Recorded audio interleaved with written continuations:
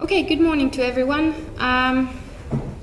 This is the session about citizen science and the Open Citizen Science Project, and more specifically our recommendations, the first version. I suspect that most of you in the room speak Finnish, but since this is live streamed, we will stick to English for the first part of the program. So we'll be spending together before noon. I'll show you the program. How does this work? I'll just use these. So my name is Heidi Laine. I'm the project manager for the Open Citizen Science Project. Also the core person for the Open Knowledge Finland Open Science Working Group. And I'll be telling first a little bit about the project in general, and then the stakeholder recommendations. Then Konsta Happonen will give you a somewhat different point of view to citizen science, more focused on infrastructure and research environments, especially from the point of view of biodiversity map project that was conducted by Open Knowledge Finland. Then we'll have a brief discussion. Susanna Oones has kindly promised to give her comments and view on the topic. And then we have a short break and change language from English to Finnish, and continue with stakeholder presentations. First we have Toni Suutari from Kotus. I don't know the official translation in English, Center for National Languages or something like along those lines. And then Timo Pyhälahti from the EnviBase initiative. Then there's a little time for open discussion, and at 12:30 we close. But even though I have marked in the program time slots for discussion, please feel free to comment and ask at any point, at least during my presentation. The other presenters can speak for themselves and tell you what they prefer.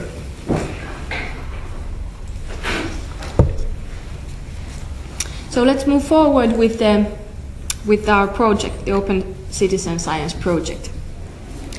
The project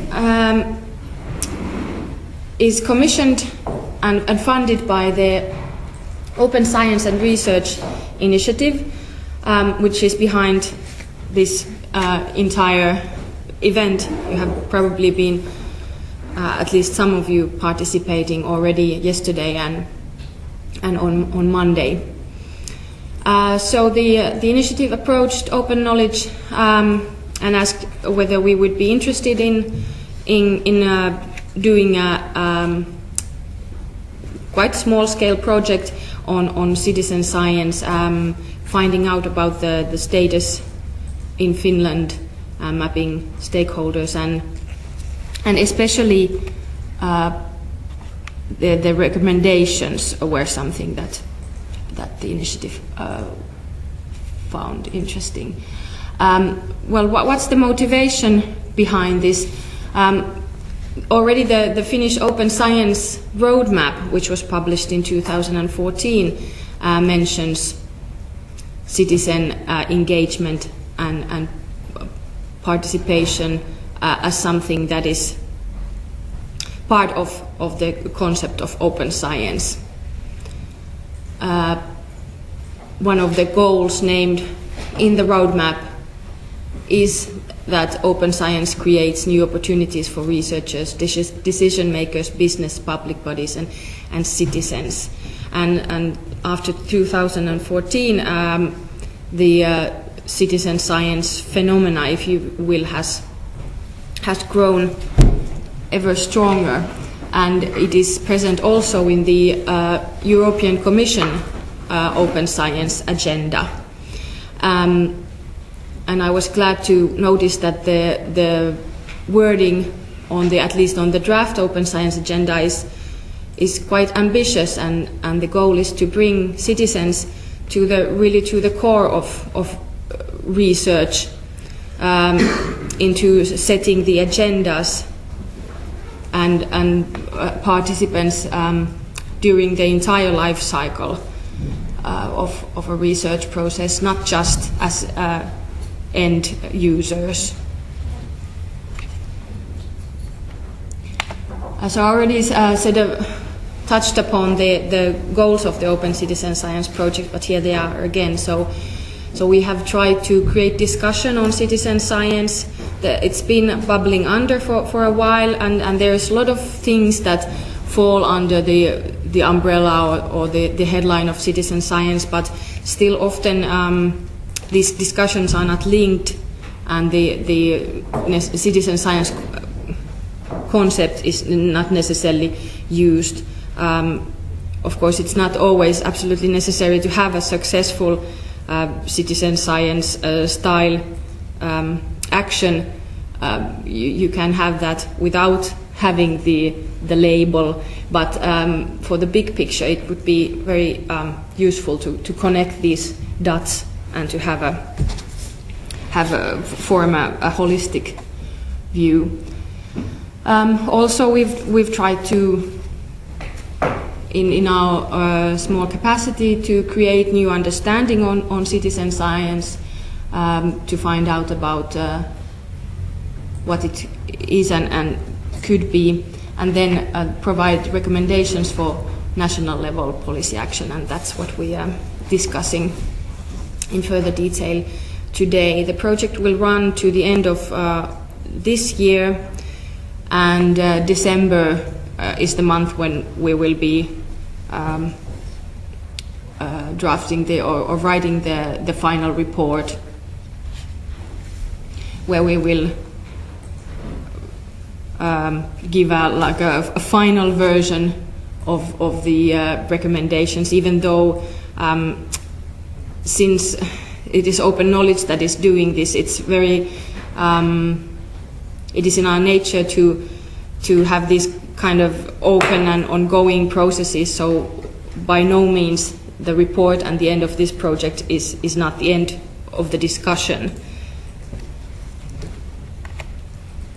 So the starting points for the project, the kind of premises were, well, first, I am not personally wasn't very familiar with citizen science before taking on this project. I am a doctoral student at the University of Helsinki in economic and social history, so I'm a half social scientist, half humanist, and I'm specialized in research integrity and ethics. So I personally needed to first find out what citizen science is,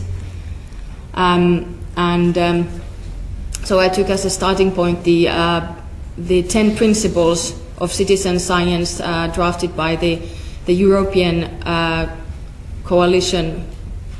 The European Citizen Science Alliance. Yes, ICSA.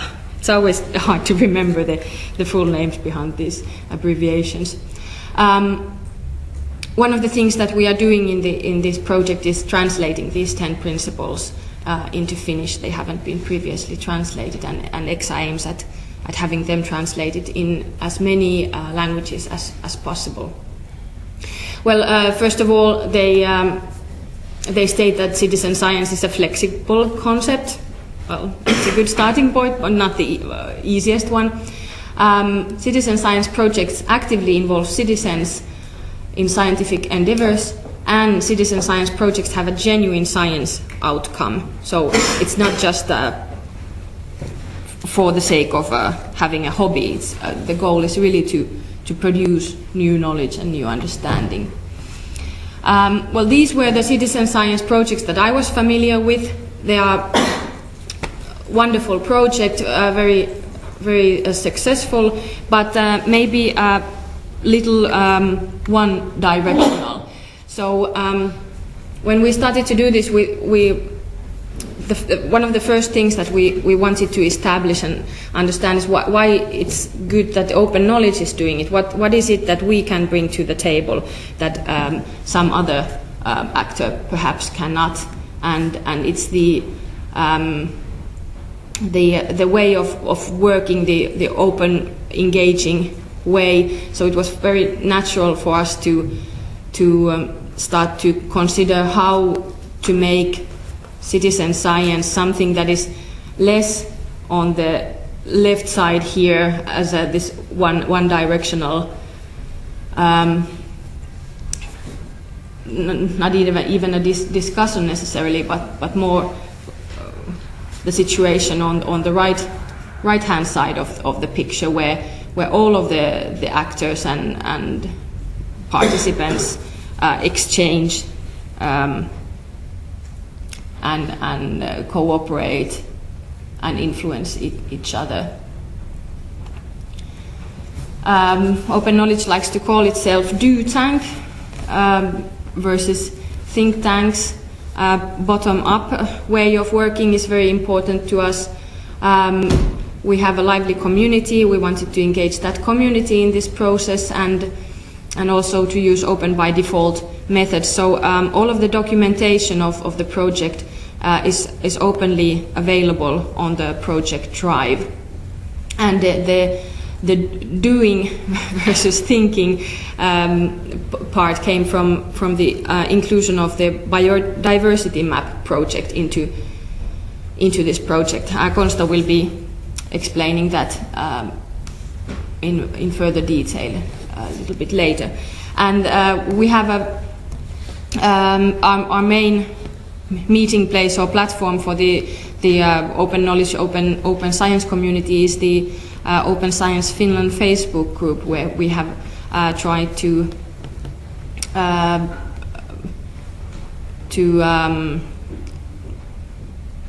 make to generate discussion on this theme and bring documents at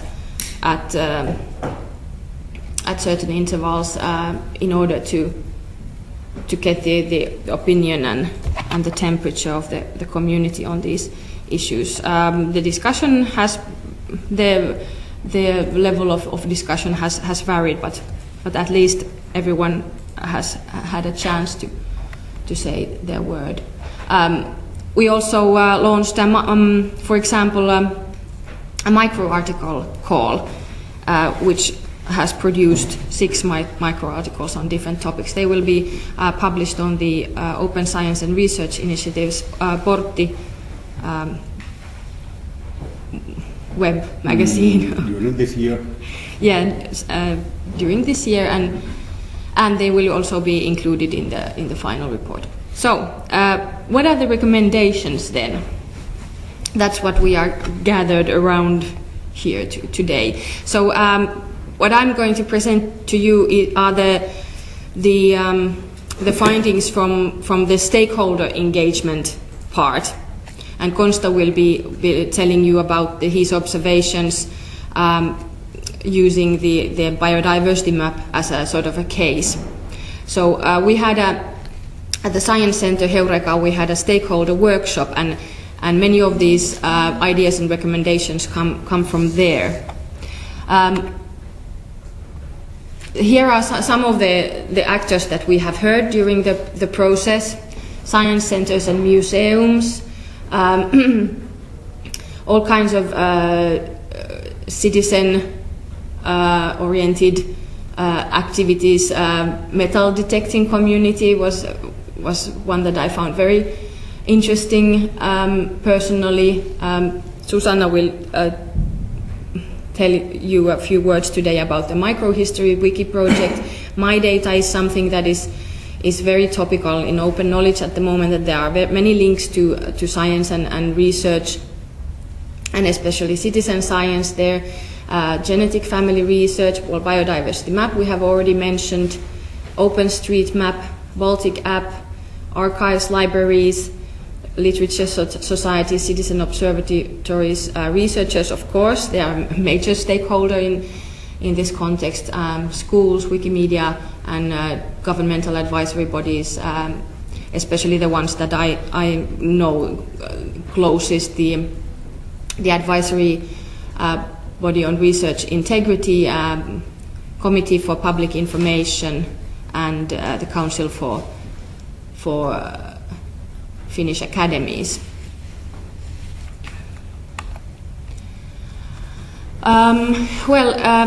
When you start drafting recommendations, you of course have to have some kind of a vision of the place where you want to go. So this is what I came up with based on the discussions with the stakeholders. So we want to have science that tackles grand challenges like, for example, immigration, climate change, head-on without tripping on disciplinary or meritocratic boundaries, which in my view happens too often in the research community. Science that has impact on the local level. I see that citizen science could be a really powerful tool for evidence-based decision-making, because it could engage all of the three kind of main groups, research community, citizens, and decision makers into the same process. Public support for publicly funded research, also resource efficiency at certain points. Of course, this is not the case for all designs or all citizen science instances, because sometimes building the necessary infrastructure can be time and resource consuming. So this is not to be the main motivation, but it is one of them, and in some cases it really creates savings. And lastly, design serendipity and innovation through open knowledge exchange and communication between stakeholders.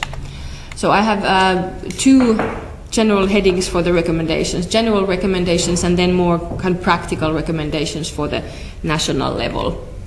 Well, first, citizen science should be considered as a value instead of just a method or research design, because there's been during the past few years a lot of discussion about science communication, research communication, and evidence-based decision-making, and so forth. And I have the feeling that these discussions have existed a little bit in silos, and especially in the open science discussions, this is something that hasn't, in my personal view, has not been addressed enough. And the recent events, for example, in the United States, in the Great Britain, and soon possibly also in Europe, kind of underline the importance of having an informed citizenry, and I think the research community could do a lot more in informing the public and making the vast knowledge that we are sitting on more accessible and more understandable.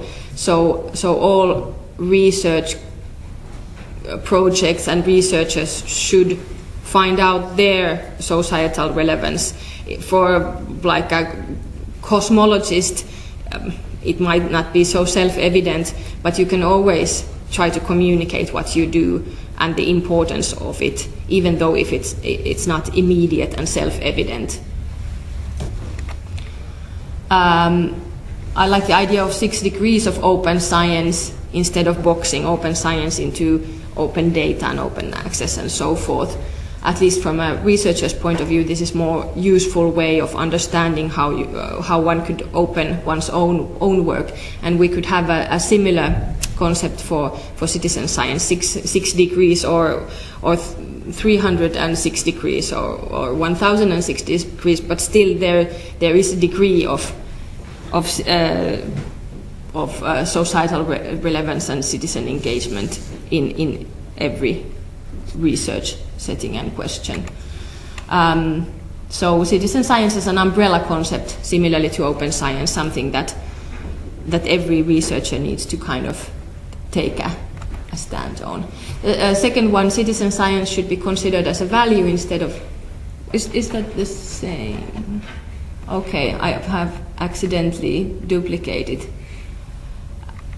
The second one was that it would be more useful to concentrate on knowledge than on roles and people, because we are all citizens.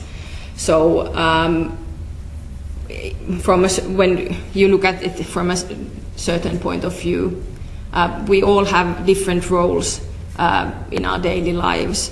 So I don't know if it's very useful to focus on. I mean, especially the research community is very fixated on titles and merits.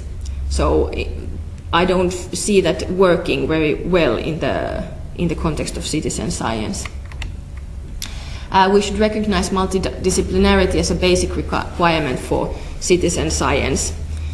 Because even if the goal of the project is to understand some natural phenomenon, it is important to understand the motivations of the citizen participants and how to engage them, and so forth. And there you need broader understanding. And one solution is to bring different people from different backgrounds, from the human sciences, from the natural sciences together, or even better, in my view, to start including elements from these two cultures, to kind of cross-pollinating them, to have natural scientists read philosophy, for example, to have human scientists, to train human scientists in data science, for example.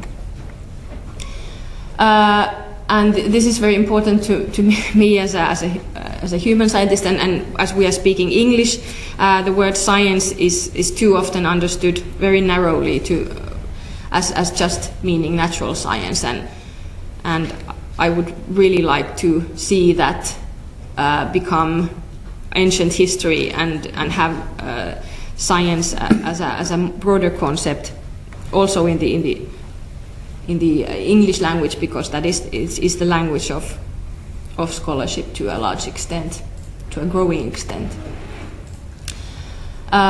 Here are some tools in the citizen science toolbox that don't bow down to disciplinary boundaries, that can serve all kinds of research questions and settings. This is, of course, a somewhat painful thing to digest, especially for researchers, because many researchers have certain preconceived ideas of the public, that it is ignorant, that science is objective and better than other forms of knowledge, that facts speak for themselves without the need of kind of translating and making an effort to communicate things, and that boundaries between scientific disciplines are something that should be protected. So I want to challenge all of these notions. Then the more practice-oriented recommendations. We should have an open and inclusive research infrastructure that would serve also users that are not affiliated with a certain research institution. We could build these upon existing infrastructures and platforms. I have here mentioned 3, but of course there might be other solutions. But this is just to give an idea of what is out there. Incorporating data literacy and skills training to all levels of education, and this is something that I feel is very well in line with the new national curriculum, where programming is brought to elementary schools from the first grade up. So why not also data skills? Something that was brought up in the stakeholder workshop is an awareness raising campaign about citizen science, and the communal libraries were seen as a suitable place for this, because there is a lot of enthusiasm and untapped potential out there at the grassroots. People want to share the knowledge that they have, but they don't know the paths for that. Regulation and ownership issues is something that was often mentioned as being confusing and difficult. So this doesn't necessarily require new legislation, but maybe new ways of translating that legislation into practice, and maybe new models and standards. Cross-boundary research should be funded more. The current funding mechanisms are not agile enough, and here cross-boundary research should be understood in the broadest possible sense, crossing all kinds of boundaries between academia and society, and between actors in academia and in society.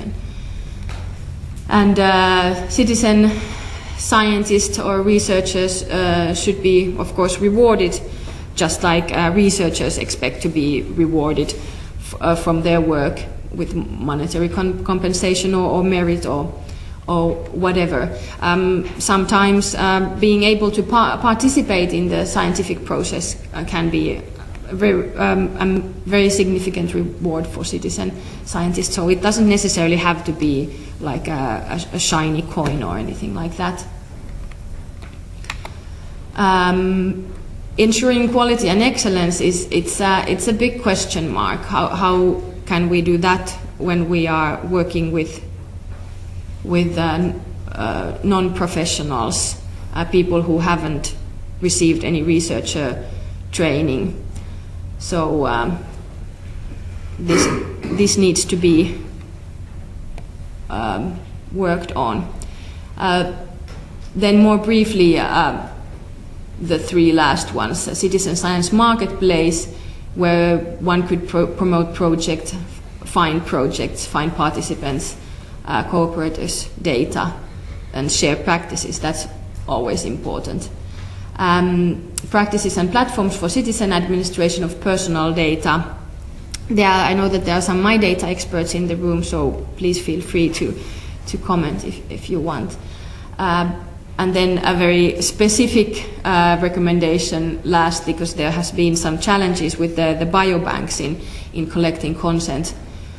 And one idea that came up was that in the consent model, data and the consent for the data and for the specimen might be useful to separate them.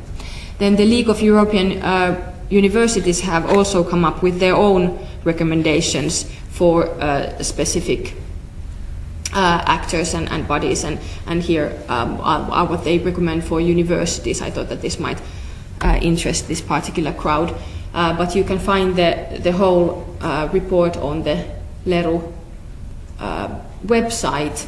The link is very long. Well, these actually, I forgot to mention that these slides are available online, okf.fi/cs.